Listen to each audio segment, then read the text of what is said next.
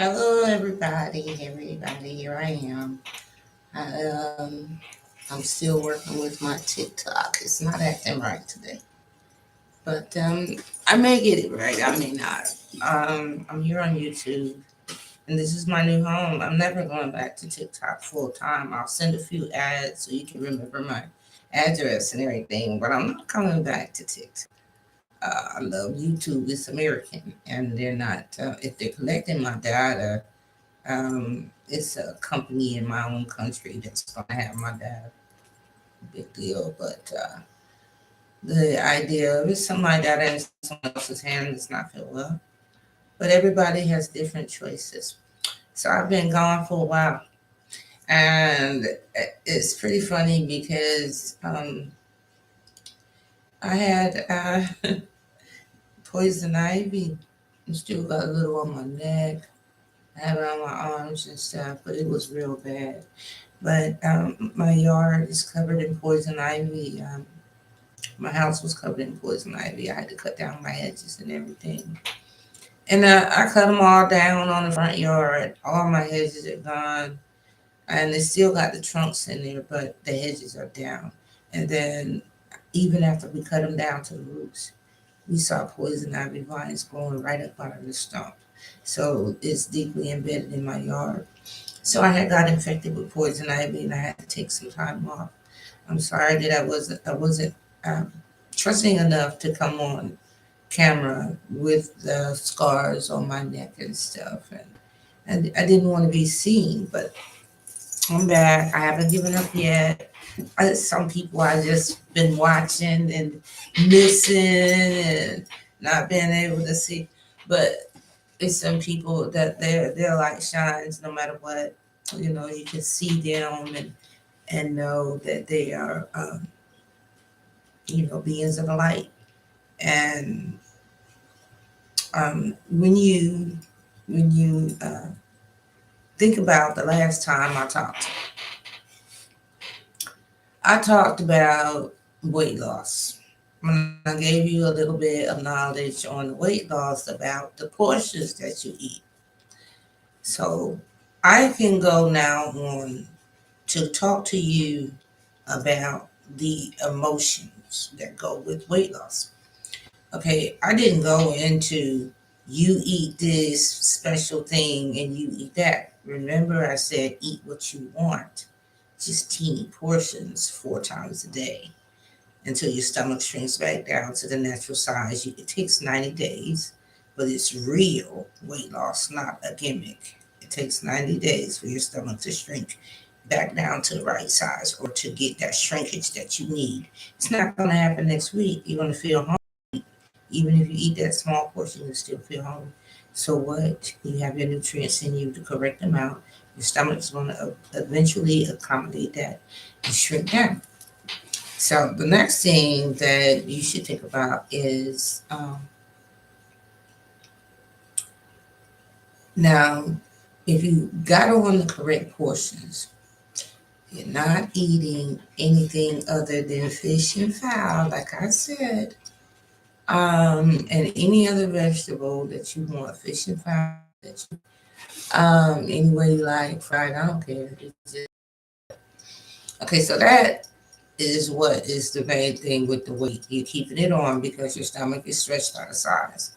And it's stretched out of size, it can hold 3, 4, 5 times the amount it's supposed to hold. And it does, but your body doesn't increase the need for calories. You just learned how to store more.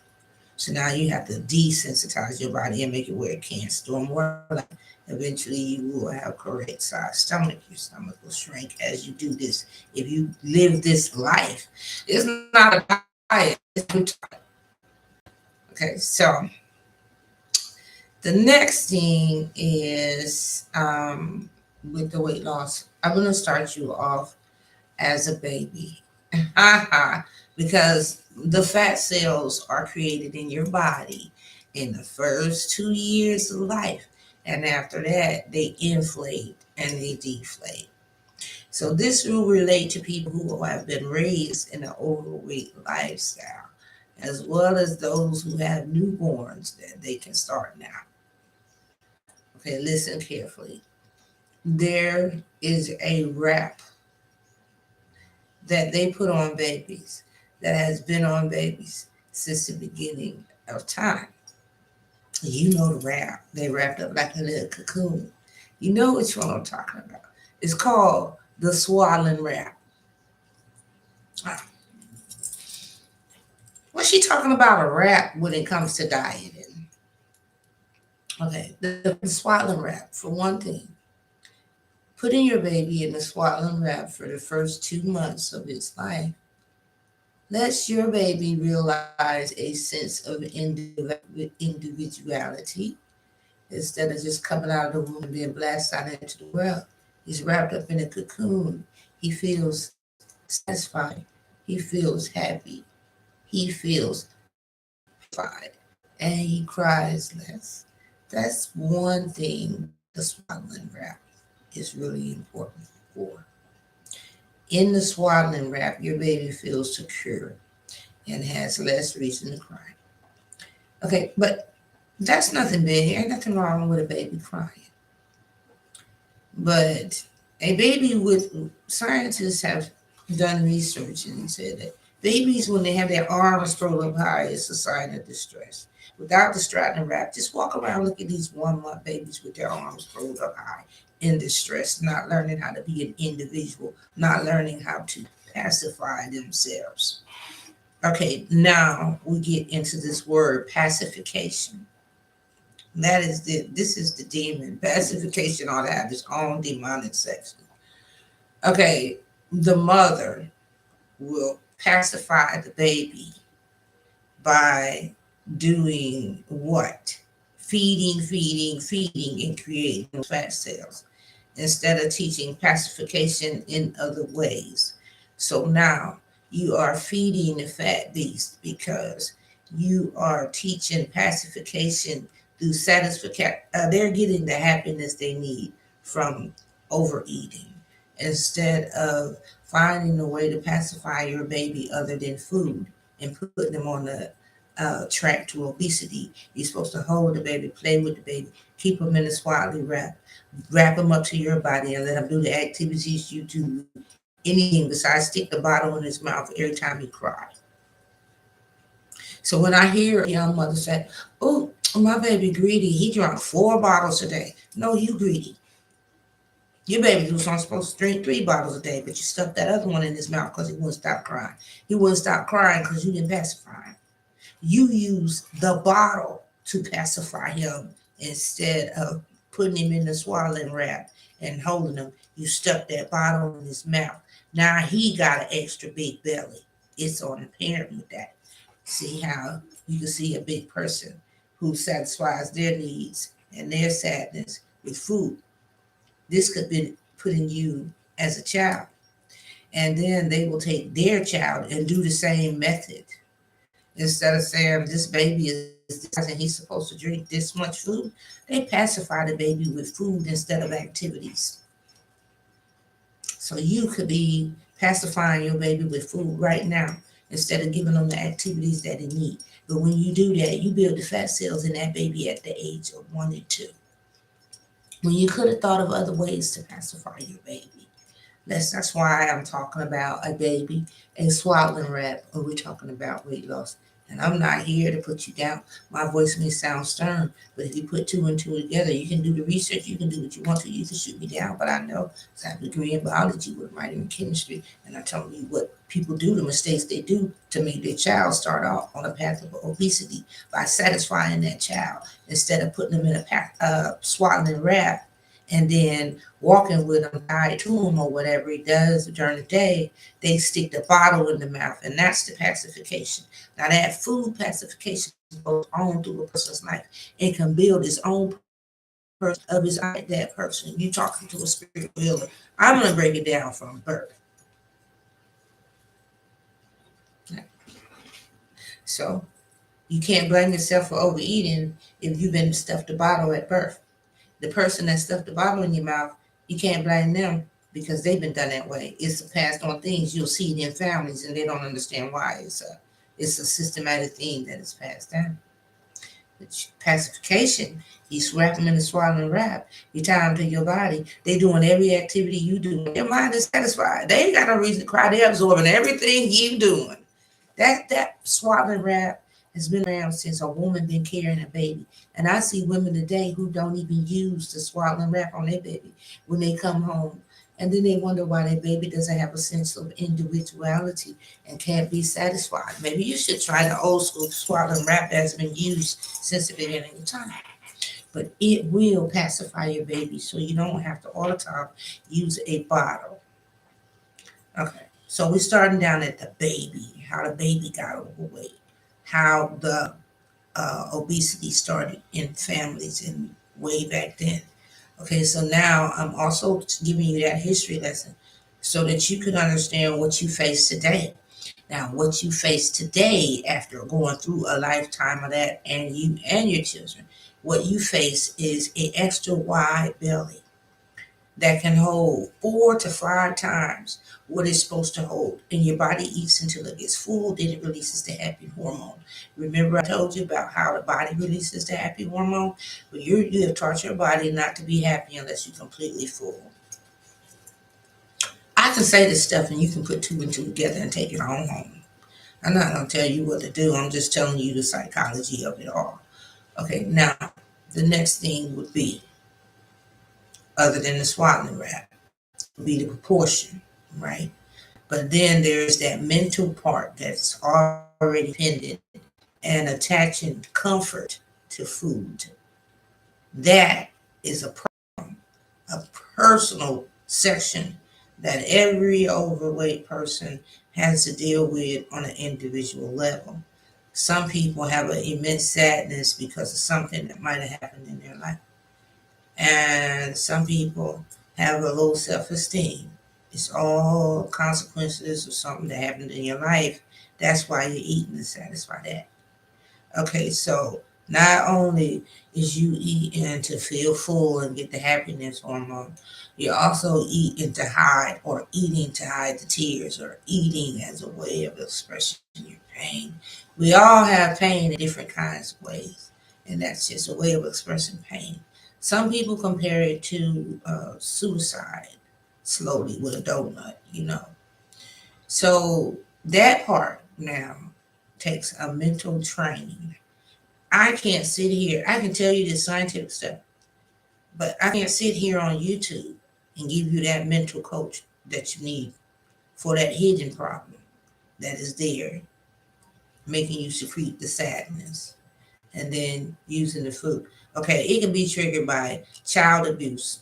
It can be triggered by unhappy relationship. There's so many reasons it can be triggered. That would be between you and your counselor.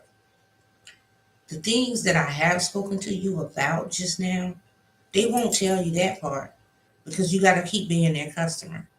But do like I say, do the proportional problem. You can do that yourself without a therapist. Do do the swallowing wraps on your kids. That stuff at the house and everything.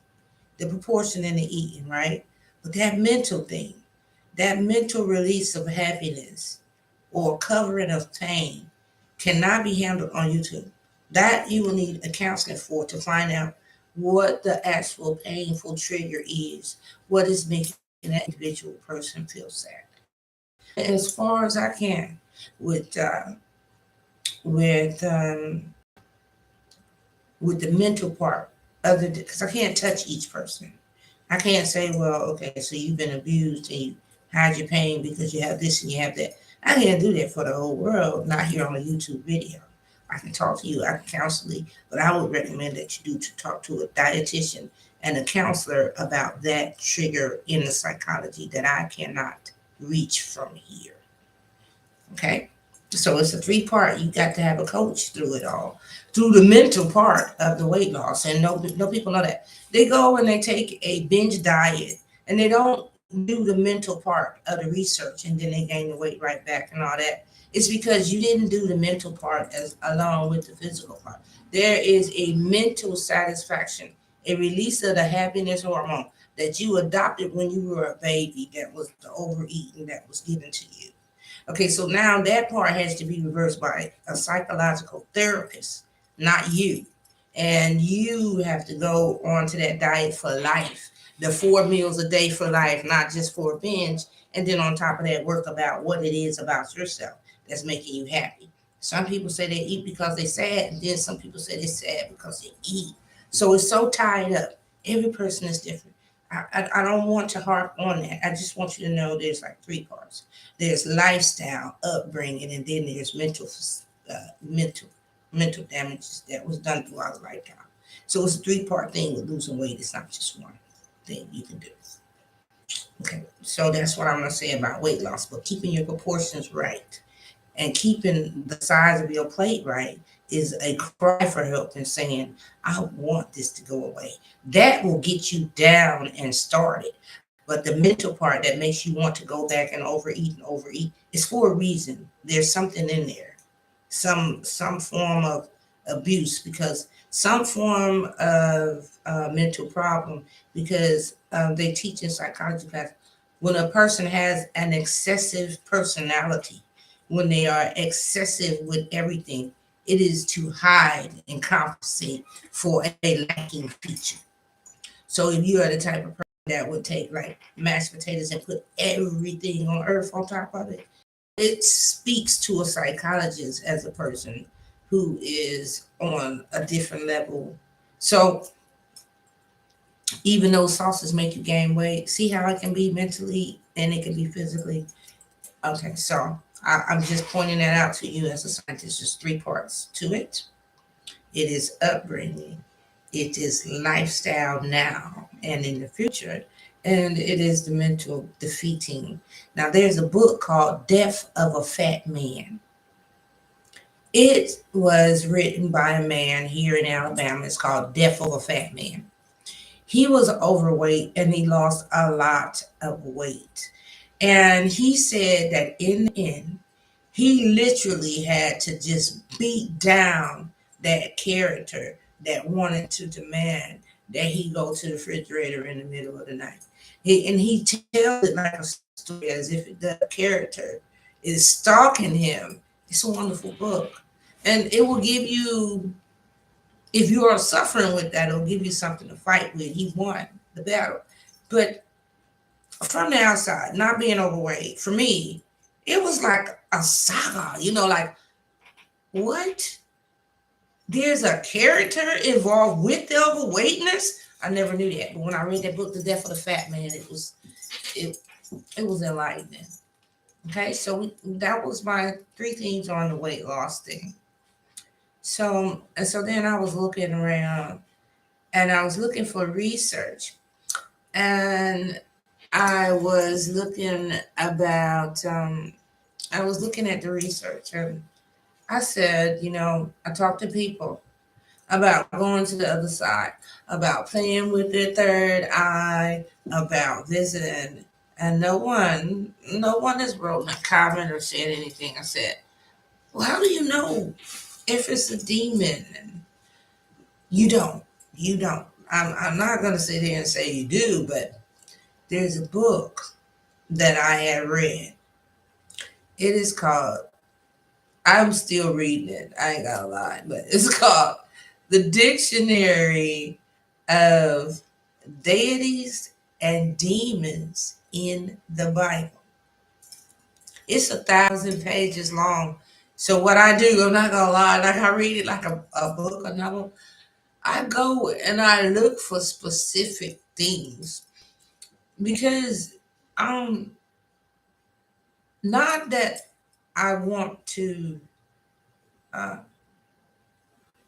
call it down, call it demon, but Solomon was only able to handle the demons because he could call them by name and because he had his ring and the blessing of God, but he was able to call each one by name. And so being familiar with the names and then using your third eye, they will introduce themselves to you if you are around. What I mean is, if you have the third eye and you are living going in the right hand direction and yielding your energy instead of riding with the flow. I yield mine. I bring it right to me. I want it. I want to ride it. I don't want to just slide around. I want it. I want to yield it. I want it to be mine. So I claim my energies by going to the right. If you want to just go with the flow, go to the left. Go counterclockwise. I go clockwise because I want to yield mine. But in those times, in my shamanic ceremonies, when I'm drifting into other consciousness, when I am seeing a vision, it is most important that I recognize what I saw. I mean, if you go somewhere and it shows a goat like man with a goat, well, a goat body and a man head and horns and shit. Everybody knows that description is Satan or something, right? So that's what I'm saying. If you don't know what to look at or what to look for, you won't be able to recognize anything. If you don't know the name and the appearance of a demon, how in the hell would you recognize the demon? It can be standing right by you and you wouldn't even know it because you don't know.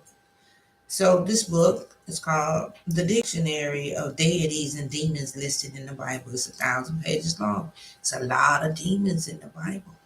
And there's a lot of deities in the Bible. These are spirituals. This is not God. All of these deities, all of these demons, all of these are things that are not God. You think you're the only one? Then why is there a 1,000-page book of all the other beings in this world? Ah, I'm the only one. Why is that book this thick? 1,000 pages if you're the only one. All of them are non-human. Maybe because you're ignoring facts and trying to play like it. I don't know. I don't even want to get into it.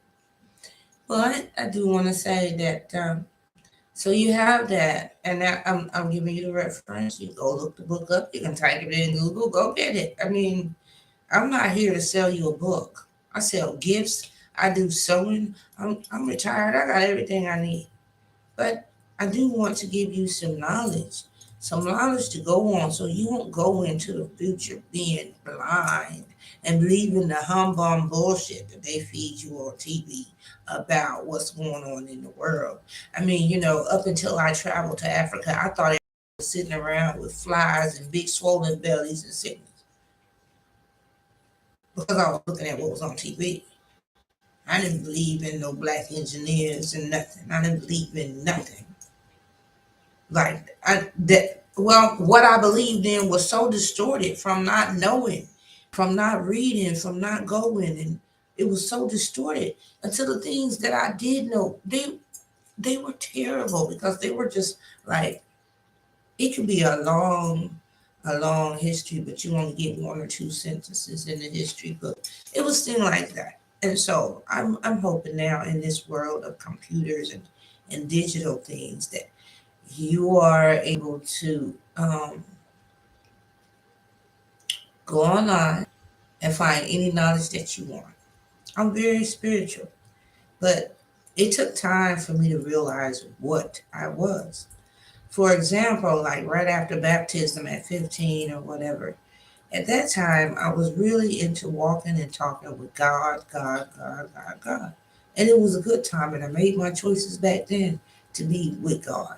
So during that time, but as I got older and I started studying biology, that was the light bulb right there. Right, when I started seeing all these different evidences that went against my religion, and then I was looking at it like, am I going to have to choose my religion or my thesis or my paperwork or whatever? Am I going to have to like write this stuff up and not believe it, or am I going to believe it? Well, I didn't have to make that choice. All I did was look at some real writings that was done before the Bible and read what they had to say about their life and realize all of that and realize there's really no choice to make. If you are realistic and you go by realistic evidence. This stuff is files. So that was even better than the picture language. But they chiseled this out in stone, these things that I talk about to you. And I find that more concrete than somebody's fantasy. Okay, now, although the chiseling might be interpreted in many different ways, it's up to you to determine how you see, but at least read the chiseled mark instead of what somebody else's interpretation of it is. I mean, I'm not trying to stray you away from God or anything. I'm not trying to stray you away from your religion.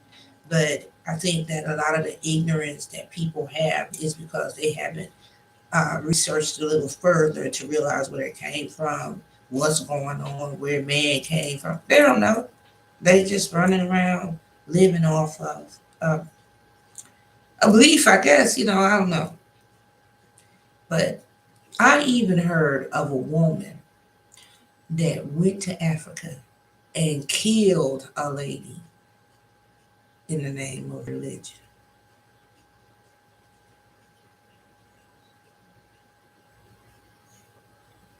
You gonna club somebody to death in the name of a Christ that ain't even real?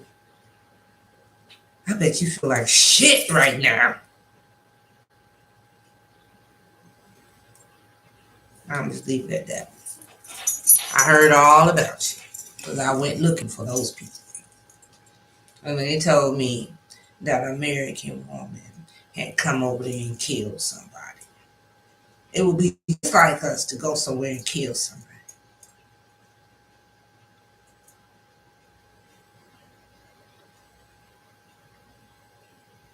over some made up religion.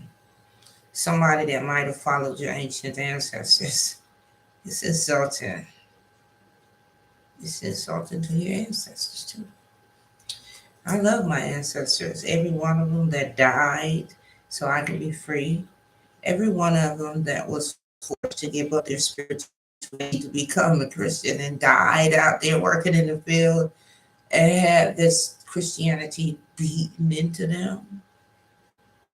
Now we're out killing in the name of that Christianity. Look at my cross. It got a circle on it. Oh, something wrong with it.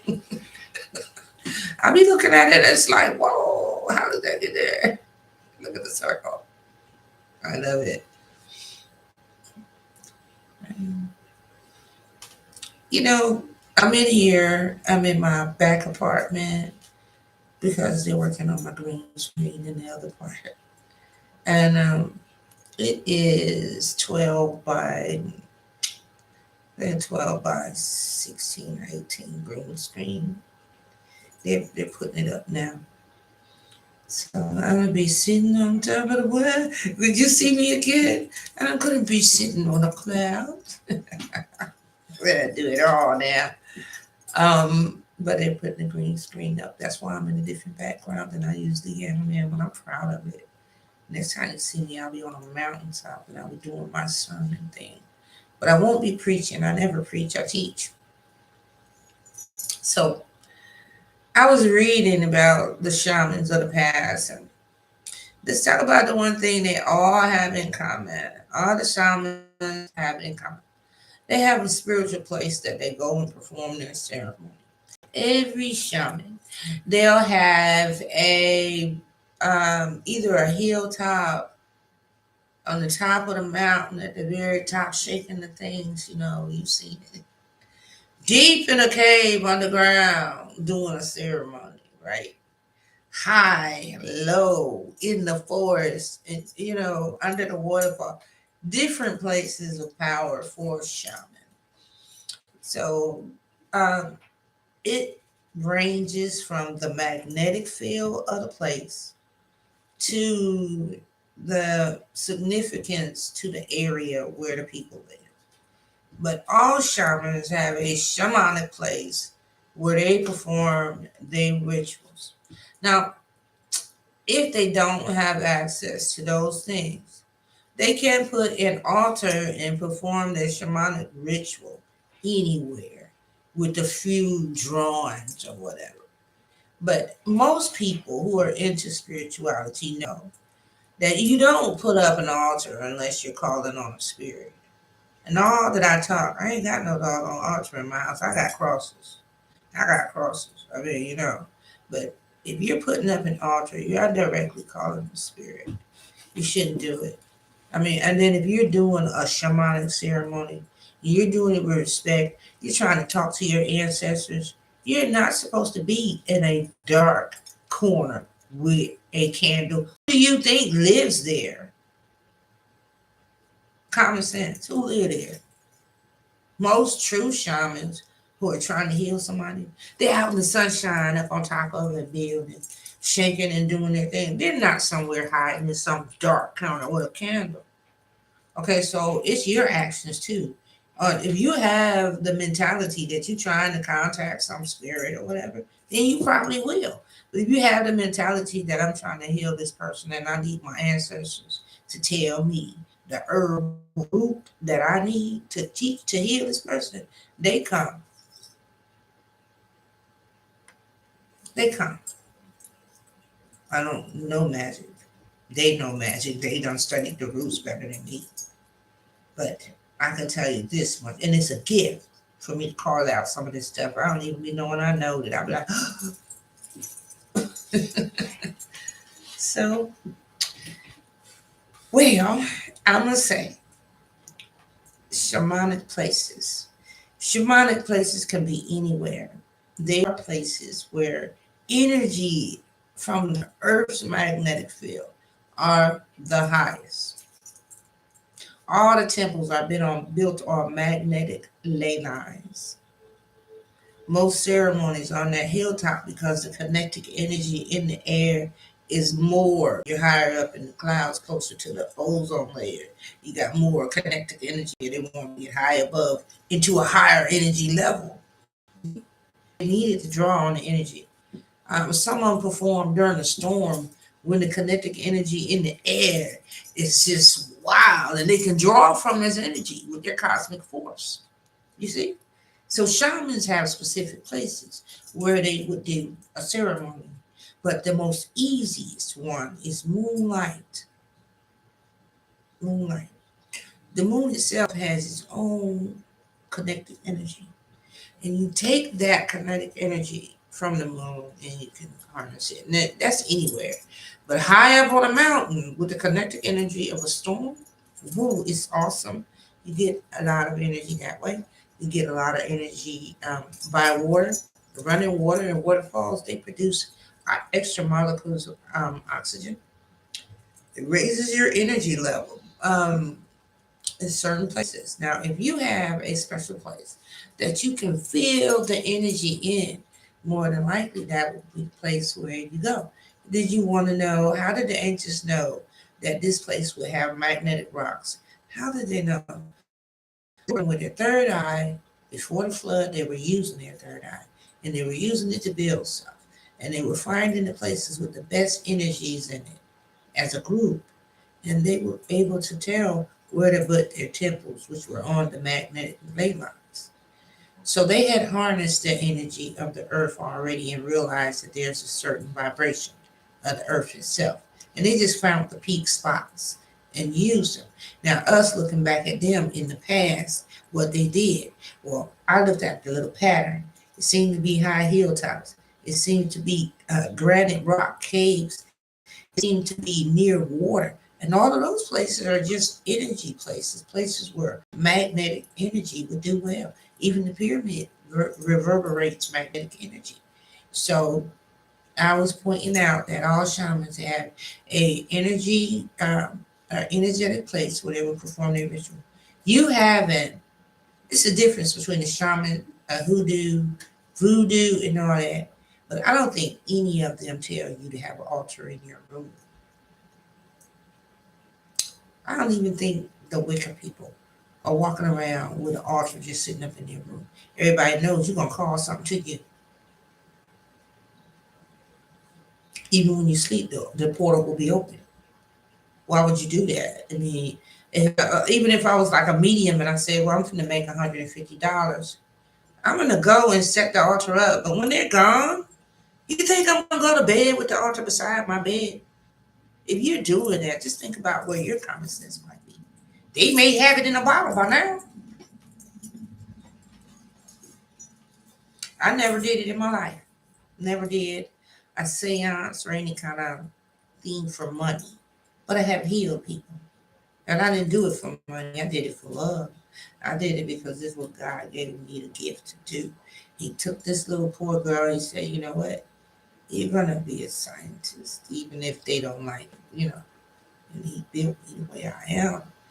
And then I came on YouTube and I realized that I'm not going to get y'all good until I do one. And it's not really going to be get y'all, but I want you to know that there are light workers here on earth who were put here given the knowledge to help you with your third eye. You're elevating your consciousness. I know y'all, I saw y'all. I tell you what, the last time I used my third eye was about 4 days ago. So it was so funny. I was looking at Earth from behind Orion's belt. I could tell it was Orion's belt because it was three planets in a row, and then you could see Earth off in the distance. But that means that if I'm looking at these three planets in a row, I'm not on either one. So this planet that they had me on was behind Orion's belt. I know nothing about the stars, but I know what I saw, and it was very significant.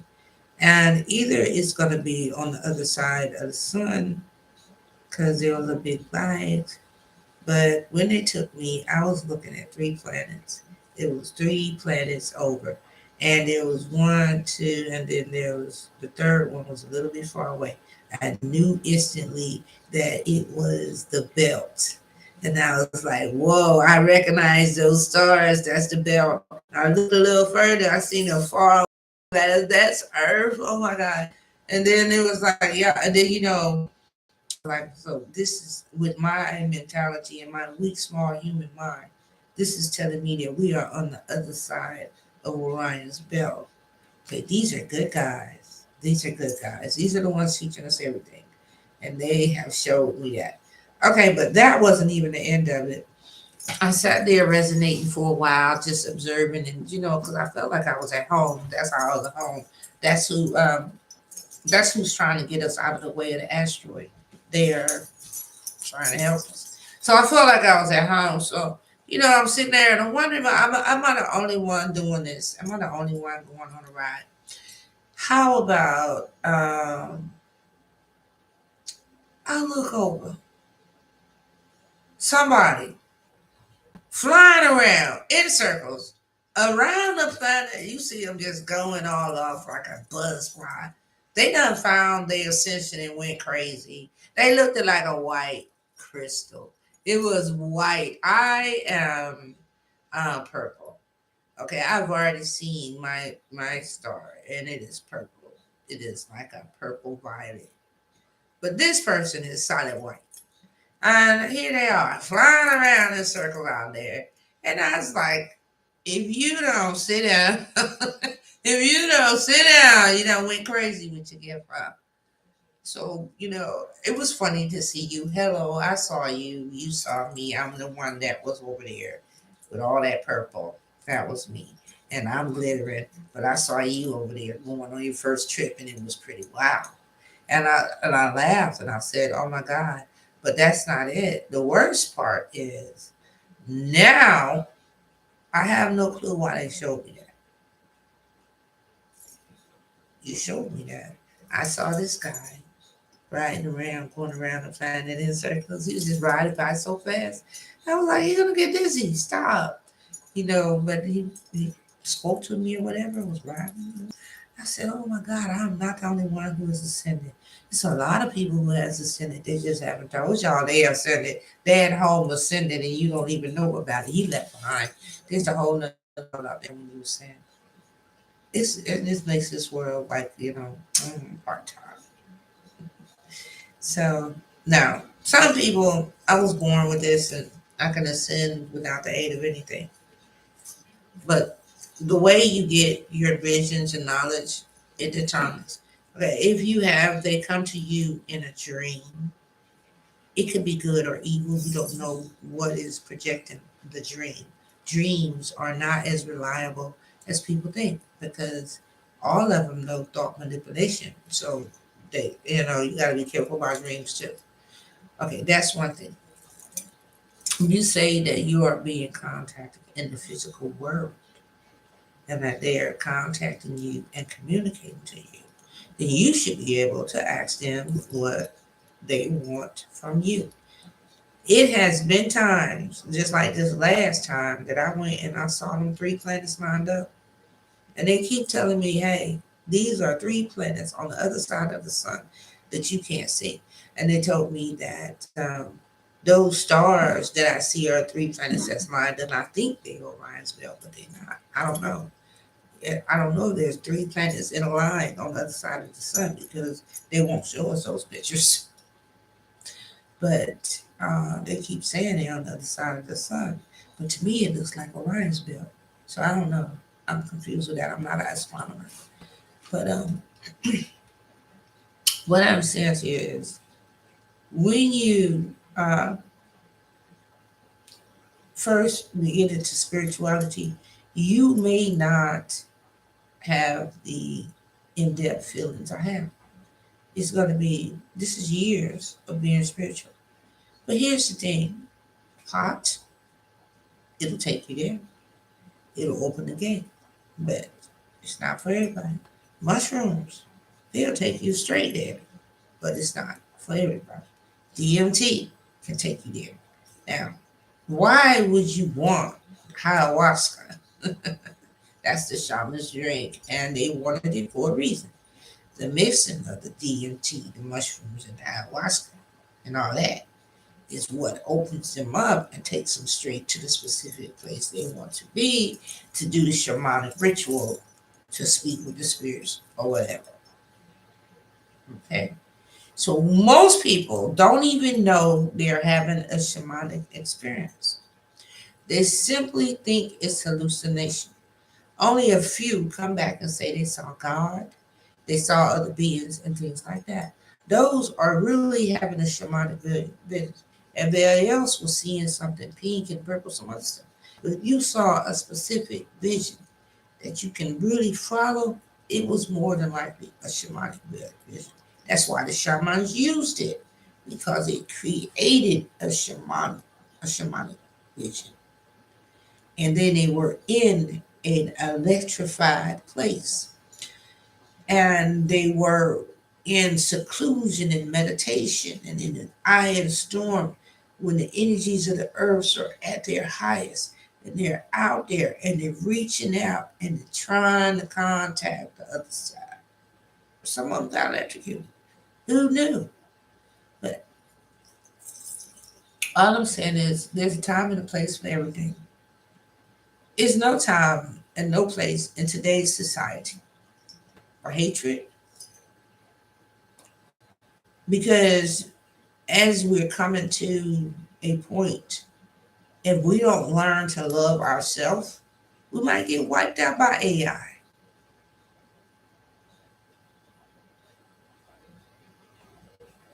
So it's really not really worth it if you're gonna fuss and fight.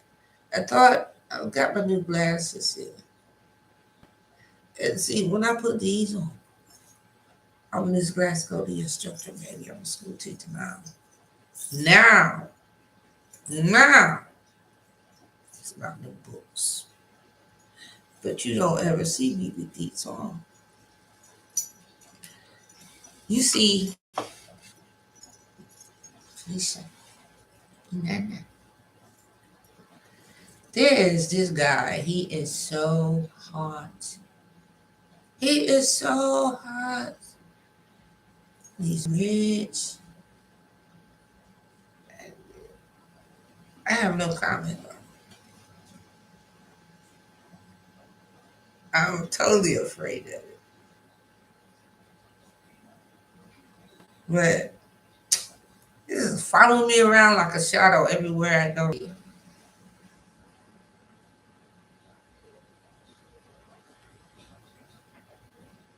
And he's a king. I got two of them. You gotta be following me. I follow you. But you think you're slick by going and taking somebody else's material and being a vampire. But spirituality is spirituality. We try not to do like that. I might look at some of my favorite spiritual people. I might look at some of my favorite stuff. And I might take ideas from them. But I try not to be condescending because and he didn't put us here to compete with each other on an intellectual measure. Do you know what could be achieved if everybody combined their intellectual mentality? We could be unstoppable. So anything that is separating the mentality of people, I don't want anything to do with it. You know, if you have a separated, if you want to separate who's good and who's bad and who's rich and who's poor and who's got this and who doesn't have this, that is a personality of exclusion. And I'm not into exclusion. My question is, do you have a soul? Do you have that spirit? Have you connected with your inner self? Did you miss out on your swaddling wrap? I mean, that's where you learn to be an individual in this world. If you have a baby, you don't give them that swaddling wrap. I mean, he doesn't get that adjustment that other babies have gotten in this world as far as learning how to be an individual. So I'm so, I think I was wrapped too long, put it like that. So that's really all I wanted to talk about. So let's go over it again. For weight loss, there's three components. There's upbringing, lifestyle today and in the future, changing. And there is the mental component that has to be conquered. Therapist or someone in a counseling mode to find out the deep hunger and pain. Okay, now then we talked about shamans. Shamans usually have a selected place where they perform their ceremonies. Those places usually connected with the energy, the piezoelectric energy in the atmosphere.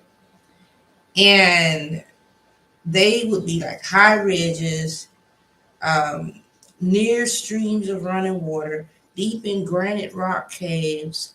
During a storm, different times they wanted to connect the piezoelectric in the air. So it's just not something that a person would just jump up and be able to do. They had to have the ceremony planned out. Okay, so that's we talked about that. And then we went on and we talked about how spirituality includes everybody. I do not try to talk about how I can seclude anyone if you have a third eye. And if you don't know how to use it, don't beat yourself up. A lot of people use ayahuasca, ayahuasca, they use DMT, they use weed, they use mushrooms, they use psychedelics to get there too. Most of the older shamans did. They was drinking that serum. They weren't just sitting there having a vision. Only very few. I was born like that. I don't need to have anything to do it. I can do it at will. But some people don't. Those people, they use different methods. So don't sit there and say, well, I can't get in touch with anything. I'm less than a person. I'm not here to exclude you. I'm here to help you. So if you can't get in touch with it, maybe it's because it's not meant for you. Somebody at one time was big on it. All the temples was based off the magnetic energy of the earth. All of the ceremonies was based off the piezoelectric energy in the atmosphere. If they wasn't human, is the only thing that will be the reason why that this ain't true. So they was human beings, true enough. So that means how were they able to harness that piezoelectric energy? How were they doing it? We can't just look from the outside and say, oh, they were just doing a bunch of gibberish. Something happened. Something made them believe it worked. I think those people were so hard and such headhunters, so if it didn't work, they'd kill them. You ever thought about that? Maybe they really were connecting with the energies of the earth. Maybe they really were speaking with their ancestors. Maybe they really were spiritually healing people. What did the mentally ill people do back then if the shaman wasn't around? What was the treatment for mentally ill people if not the shaman?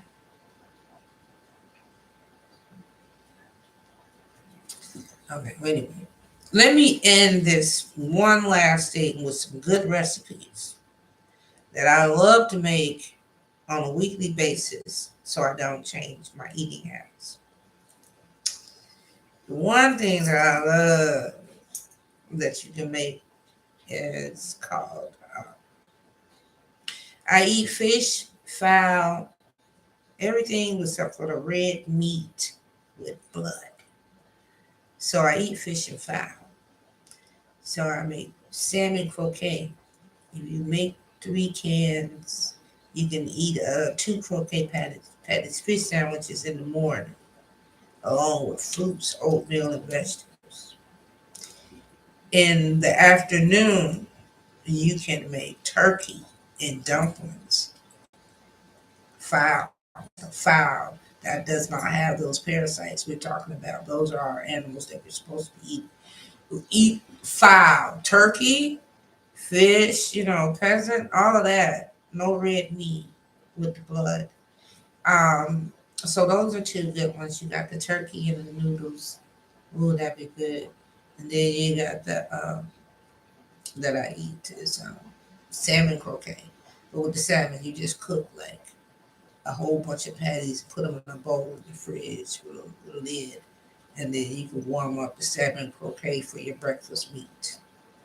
Then you can have a salmon croquet sandwich, and then you can turn around and have a a hot bowl of oatmeal to wash it down with butter and maple syrup. Man, all natural. Make you a lot of protein in that oatmeal, a lot of protein and good stuff in that salmon croquet. Salmon croquet, is good. It's okay. It's one of God's food. It's a fish.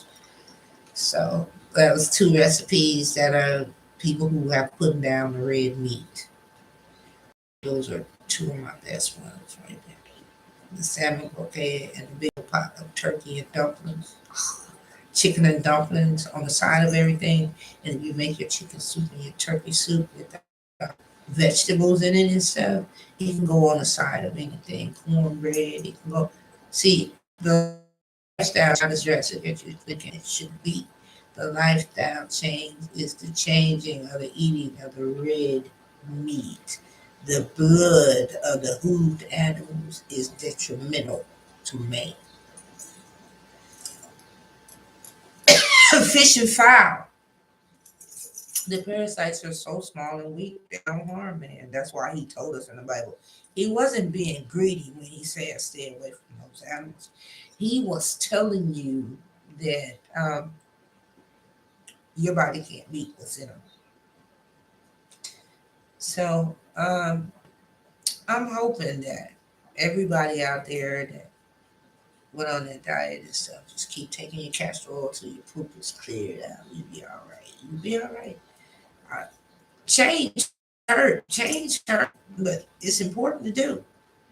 Okay, so after they get my green room, I'm gonna go ham with the teacher. I'm gonna have stuff all up on the wall pointing to him. I'm gonna do everything. I talk that mess, but you see, I'm not in front of my old background. They getting ready to paint that joker green. It's gonna be a green room, not there, but right next to it. They're gonna lay it out. And when you see my green screen, I'm gonna be sitting on top of the wood. And I can't. I've been trying to go to Egypt. I wanted to go to that Billy Carson tour, but I don't. I right now I have the funds to go to Egypt and go see the pyramids and stuff. I don't have no money like that to travel, so I'm hoping I get enough likes and shares. I've heard that you can monetize a YouTube site, so I'm trying to like get enough subscribers. Please subscribe, like my stuff. I want to keep bringing it to you unless I get sick. I'm pretty sickly. I'm itching right now because I have poison ivy. It's on out there more than you are. Yeah, I'll be riding my Husqvarna 48 inch.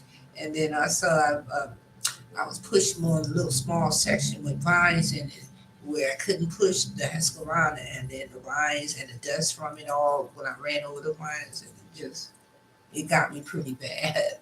And so I'm very susceptible to allergies now. I can kill any kind of disease in me, but that's a hereditary thing. You can't fix allergies. You can just take honey every day. So I use a lot of honey because it helps you build up immunities to allergies. Honey, certain they got some that's special that'll trigger your allergies just right. Look it up. They have a specialized honey now to the point where they have one that you can take for if you have allergies, and it actually makes sure to have something like that. Everybody has their own kind of honey, but honey should be your sweetener. It shouldn't be sucralose. I mean, it shouldn't be sucrose. It shouldn't be the artificial fish sweeteners. It should be honey because honey is easily digested and naturally digested into the bloodstream without forcing you to use a lot of insulin. It's better than any artificial sweetener or in your body. But it might, hey, some people love it, some people don't. So now I'm gonna tell you about Eden Zone Boutique. Eden Zone Boutique is my website. It's www.edenzone.net. And we sell all kind of divination gifts. We sell the boards. We sell the cards. We sell the altar clocks. We sell the candle holders that shape like a star. We sell gifts for people who are into spirituality. Almost all of my stuff have the ankh, the Egyptian ankh, or the tree of life on it, or whatever. It is all esoteric material. But we have it's a gift store. So that's just one section of me. I have many facets, many facets. Okay, so the next facet of me that I'm building in that store is the African gift shop. When I went to Ghana, I went and I made a whole bunch of connections with people who make handmade products. What we got our first shipment in from Africa, from Ghana, and it is 10 pair of leather handmade sandals. They have the Birkenstock sole with the pure leather top in sizes 10 and 11, brought in straight from Ghana. Heavy cork, thick, nice sandals that'll last a whole summer instead of falling apart like the plastic ones. Go to my website and see the man sandals that we have. All of the sizes are 10 and size 11. The next batch that's coming in 2 weeks will be having some size 12 in it. But we have the size 10 and 11 sandals from Africa for African men that last the whole summer. They're gorgeous. Real leather. Birkenstock insole. You gotta see them. They're at edenzone.net. And in about 2 weeks or so, we're also gonna have the female sandals from Africa. When I went to Africa and stayed for a month, I didn't go there just to drink the palm wine. It was delicious. I went to make connections so I could put merchandise in my shop. So part of my gift shop, we have the part that's on spirituality. There's another section of my gift shop that is on women's facial products and things like that. There's an apothecary part of my gift shop, and then there's also a African man part of my gift shop, and there's an African woman part of my gift shop. I own a store, so I'm talking to you and introducing you into my life, But it's not to sell you or change your religion. It's to entice you to come zone.net for your apothecary needs. Your black walnut hull extract, we sell it. The peppermint extract for your hair, we sell it. I mean, all these different things we sell that are all natural that you could have and be using instead of the harsh chemicals that kill you. So you should consider buying your apothecary items like described from eatonzone.net. The black walnut. We have the 10 times concentration, so a quarter teaspoon all you need in your tea. We have the quasi a 20 time concentrate, so a quarter teaspoon is all you need in your tea. We have the peppermint, 100% pure peppermint extract to get to use for your skin. And we have so many different things. Then we have another section that is the esoteric jewelry section. And there, everything there is sterling silver or stainless steel. If I couldn't find that particular item in sterling silver, I had to get the stainless steel. Either way, none of it turns green. None of the things or the jewelry that you find on eatonzone.net will turn green if you take a shower in it. It's all sterling silver. And I have 2 or 3 items that I couldn't get in silver, like my anchors. They are stainless steel. It's a few esoteric items they make in sterling silver. I have those in stainless steel, so even they don't tarnish. I hate things that I get that turn green. I get angry. So I got all that jewelry you see on the website, and none of it gonna, you know, we got big hoop silver earrings. They're like $24, but they never gonna turn. We got necklaces. I mean, all of our stuff is real. And if we sell quartz, believe me, it ain't gonna be no cut glass. It's genuine quartz.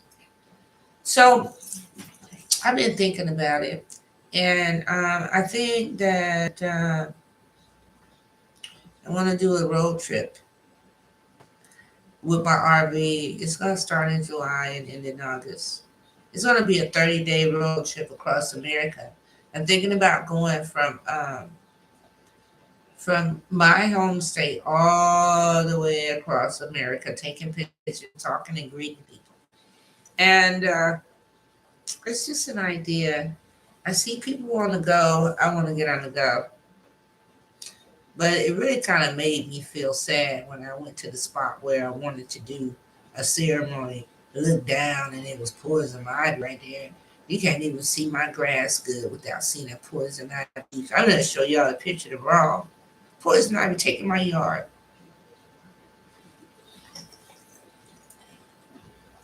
So you spent time with me again. I usually charge for my time and all of these lessons. So go to easyzone.net and get you something. Get you something good that I might have on there as a good Father's Day gift. We got the SIM card smartwatches too. I mean, they're just like 2 centimeters bigger than the Apple Watch, and they have the slot in them where you can put your own SIM card in them. They're not locked on to no carrier, so it's a smartwatch. You take your cell phone, you pull the SIM card out, stick it in the smartwatch, and use the smartwatch just like you use your cell phone. It's like that. Or you can use the Bluetooth device to hook to your cell phone. They're $4.99 on my site. You gotta go see them. We have gifts. We got the men's sandals for a good Father's Day gift. We got the SIM card smartwatches for when you want to be out in the yard and don't want his phone to get dirty and sweaty. You can have the SIM card smartphone. We got that. Um, let's see. We have peppermint oil. We have different apothecary things like black walnut is good for the heart. I mean, you can give them something for his health. We even have little gift packages where you can do like a bundle of things and we put them into a package and dress them up for you for his Father's Day gift. I mean, visit eatonzone.net. Now, let's talk more about this book of demons. Because the first one in there was Ab. So this will be a little hint on how you can understand Hebrew on style without a class. Ab, Hebrew. Hebrew meaning of Ab is father. Guess what? Abel, Abel. Get it? That A is like the extra husses is like the beginning of something. So AB can be said in Hebrew is like meaning to father. So when I was reading in the deity book, they were saying that the first demon you get to in the demon book was Abaddon, or yeah, Abaddon.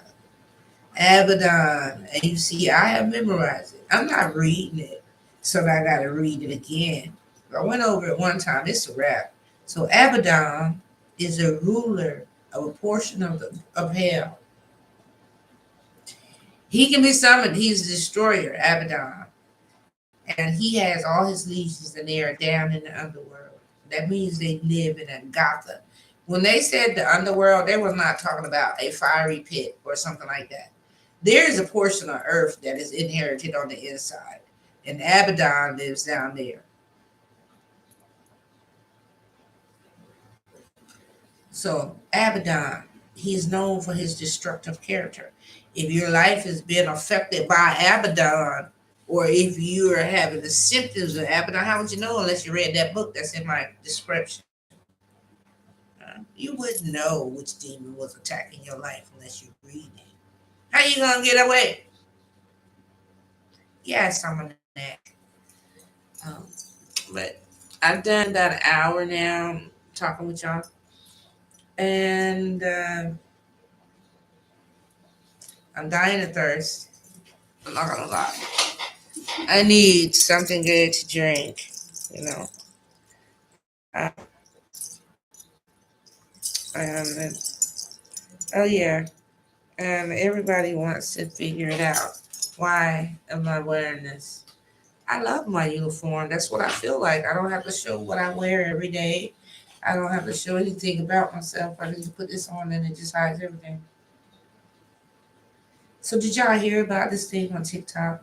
Where Montana was banning TikTok. That's why I'm just going with YouTube now because I ain't got time to set up no program somewhere else for it to get banned.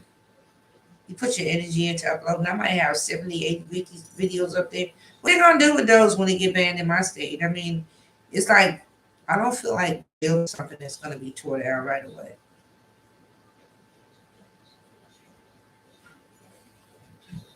So you want to see my real hair? Uh, it ain't this long, but it is cute. In the little time that I've been doing this, I've been trying to introduce shamanism, spirituality, Gnosticism to people who feel out of place. All my life, I felt out of place. I felt like there was a different reality for me or something, and I never understood it why.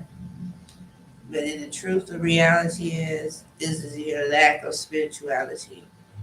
Once you ascend, once you recognize yourself as being a beam of light trapped in a body, and that the beam of light can transcend and go anywhere it wants to, even when the body's still laying there. Once you realize that you can leave your conscious body, your conscious can leave your body and go visit different places, it's totally different after that in your life. And you look at stuff and you can look down at stuff with wisdom. Whereas before you were standing in the middle of it and it was flying around your head, having a sense of consciousness allows you to step out of the situation and look into the situation so you have a better view of life. You know, you have like more understanding because you looked at it from the outside, whereas before you're just in the middle of the frame, right? And if you don't ascend the first time, do not worry. This is an old muscle that has been deactivated and laying dormant for about 4 to 5 to 6, maybe 15,000 years. Because it's an old gene. It's an old gene that it is not something that you would. It's not something that you would say is going to be easy for you to activate. I'm 55. I really just mastered it. I want to say 10 years ago. But when I was growing up, I was just living and I was just learning myself. So you won't. We're all going to be in different phases of the journey. But the Mayas, they said that in 2012, our world would change. We would have an age of enlightenment. The Indian people, all these ancient cultures are telling us we're going to have an age of enlightenment. And I truly believe it is the third eye enlightenment. I think during this time we're going to find out who our true ancestors are over in the Pleiades. I think during this time we're going to learn how to connect with the third eye and learn out why he gave it to us because we don't need it if we can't use it. So it's like an appendix. What the fuck we had an appendix for? And that's the other thing. You had that appendix because it was your air bladder. Like sea creatures have an air bladder. You had one too because Earth was at one time covered with water. And then a large asteroid hit it and went right in the middle of the water and made it a part of a planet, went into Earth, split it in two, hit the core of Earth so hard it knocked the moon out. And that's why the moon is a part of Earth because it's attached. But time, that piece right there that went in is what is our continents and everything else. Earth was a water world at first. So the beings that live in the water are before us. But yet we have remnants of the bladder. We have remnants, and it's your remnants. Just like we still got the webbed fingers, the man's still got some webbing in there. Why would man once have webbed fingers? Why would man have webs? We're from a more water environment. So we are, we are not from originally. We have some mixture in us of something else, and that something else is from a watery place as well. Couldn't get that gene to go away. But I'm going to do more lives now. I'm thinking I may just do them at will and sporadically, like other people are doing, and you just catch them when you can. Um, as far as like doing outside lives, I don't think so. I think it'll be inside doing my green screen. And I transitioned maybe 8 years ago, and it wasn't by choice. I transitioned when I got sick and I died. And when I came back, there was no transitioning to do. Whatever was to be done was done. And uh, but I saw this one person flying around with their white light. It was white. It was white. And I saw you, and you saw me. So, and we're gonna do next time I do one on a Monday night. It's gonna be one on spiritual healing for women who have suffered um, throughout this life and who have cried out to Christ but feel like they did not get an answer. And it's gonna be naughty because I'm gonna maybe talk about how to fix their life. So I don't know. Thinking about it. So I have I have uh, a little reading I want to do. You know, I always got to do a little reading to y'all. Never gonna let you do without your little reading. Now, this one is remember last time when I talked about the Hebrew calendar? See, I'm gonna keep going back to this, but apparently, between May and June, Esther 8 and 9 in the Bible, Esther, the book Esther, 8 through 9 says the month is Sivan. May through June is Sivan. Sivan. Sivan. Hebrews call Sivan. And it is the harvest month. And it's Israel's Pentecost day. And it is harvest time. They're harvesting right now. So that's May to June is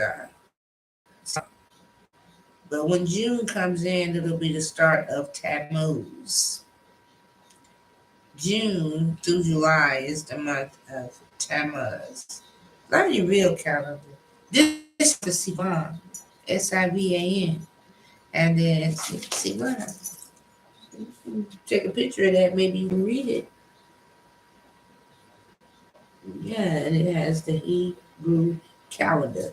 It also has the biblical references and stuff. And then it has the Hebrew calendar, the name, all of it is on here. You got the let's see, you got the today's calendar, the normal calendar right here. And then you have the Hebrew month right here.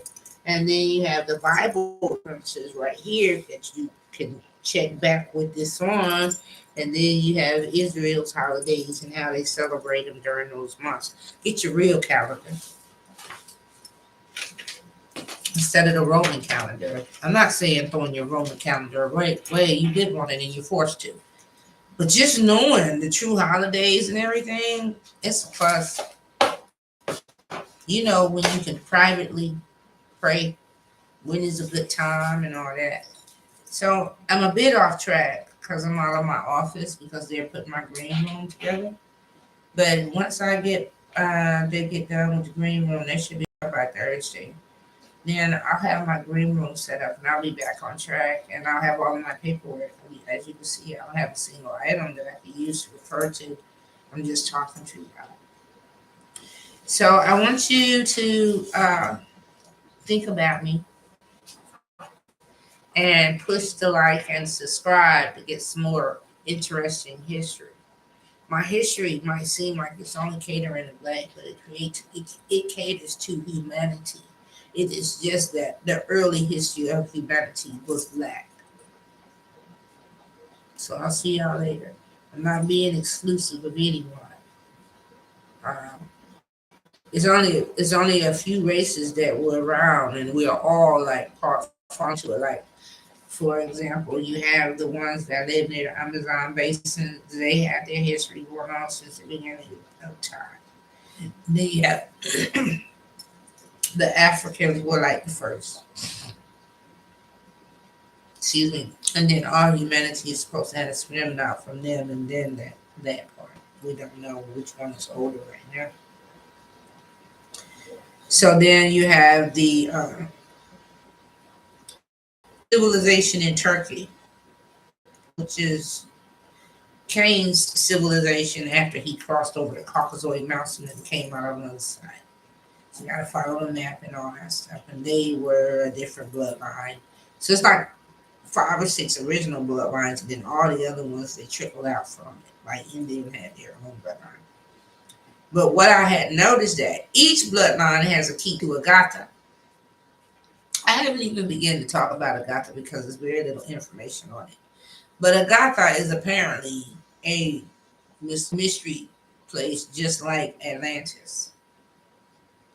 Agatha is supposed to be those underground tunnels where they went to live for safety and protection that we're not supposed to be allowed to go to. The same way Atlantis disappeared, they don't know nothing about what happened with Agatha. So when I say that, I mean that every cultural that has an ancient history always has evidence of a tunnel that leads to Agatha. The Indians have a tunnel that leads underground to Agatha. The Chinese have a tunnel that leads under that ground to Agatha.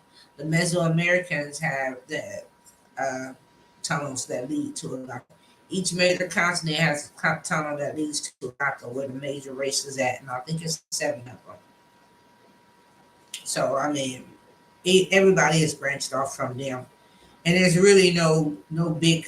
Let me say it like this: there is not a significance in the race of the people. There is a significance in their humanity. We must get the lost knowledge that was lost at the flood. Why do the scholars always argue about whether or not the Sphinx and the pyramids before and after the flood and all this stuff, right? It's not really about when it was. It was about when did they have a third eye? When did man have a consciousness that could pick up on Earth's gravitational fields and harness it? When, at one point in civilization, did men start doing this? It's not about who is the oldest race, really. It's about when did uh, man harness energy in a global method like that, because the pyramids harness energy in a global method. So it's not about race, it's about when did humans start harnessing energy like that? What did they do to get this energy? Why don't we have it? It's things like that. It's not about this race was here first. It ain't like it. You cut open this human over here and you cut open that human over there, you're gonna find something different inside. So it really doesn't matter which one was first. It really matters at what level did they start using this third eye? How far did they go with using the third eye? Is that why they were able to levitate things into place? Is that how they did it? Did they do it? And how did they learn it to harness the earth's energy? Were they using their third eye to harness that energy? How did they get even in touch with that energy? So we have a long way to go as a young civilization. And this is one thing I noticed this week.